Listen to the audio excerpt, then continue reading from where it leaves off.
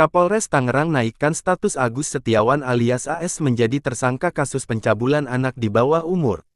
Tangerang, Bayangkara News 24.id, Kepolisian Resor Kota Tangerang melalui Kasat Reskrim telah mengeluarkan surat pemberitahuan mengenai perubahan status Agus Setiawan dari saksi menjadi tersangka. Hal ini diumumkan dalam surat resmi bernomor B2167-X-Res 1/24/2024 Reskrim tertanggal 13 Oktober tahun 2024. Surat tersebut menyebutkan bahwa penyidik telah melakukan gelar perkara yang hasilnya memutuskan untuk menaikkan status Agus Setiawan. Namun, proses penangkapan terhadap Agus Setiawan menghadapi hambatan karena penyidik telah melakukan observasi di kediamannya, tetapi yang bersangkutan tidak berada di rumahnya. Kata orang tua korban kepada awak media saat memberi keterangan dari penyidik.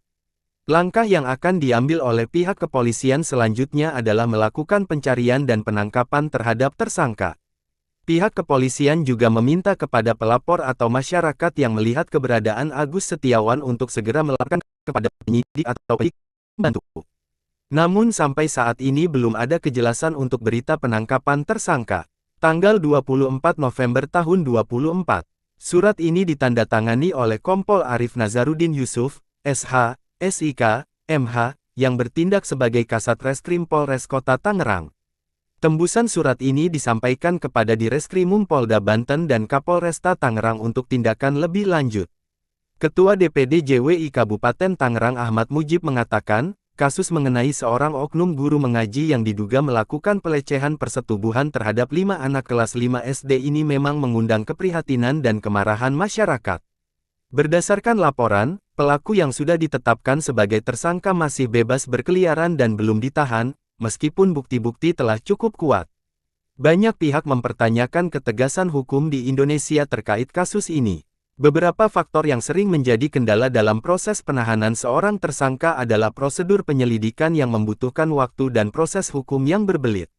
Kadang-kadang, meskipun tersangka sudah ditetapkan, faktor administratif atau kurangnya prioritas terhadap perlindungan anak dapat memperlambat tindakan penahanan. Namun, banyak masyarakat yang meminta agar pihak kepolisian dan lembaga hukum lainnya bergerak cepat untuk memberikan rasa aman kepada korban dan keluarga. Mengingat kasus ini melibatkan anak-anak yang masih sangat muda, perlindungan terhadap korban dan penindakan tegas terhadap pelaku seharusnya menjadi prioritas.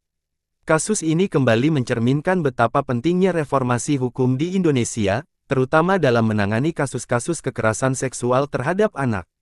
Banyak yang berharap bahwa pemerintah dan aparat penegak hukum bisa bekerja lebih cepat dan tegas dalam menindaklanjuti kasus-kasus kekerasan seksual untuk melindungi generasi muda dan memberikan efek jera kepada pelaku.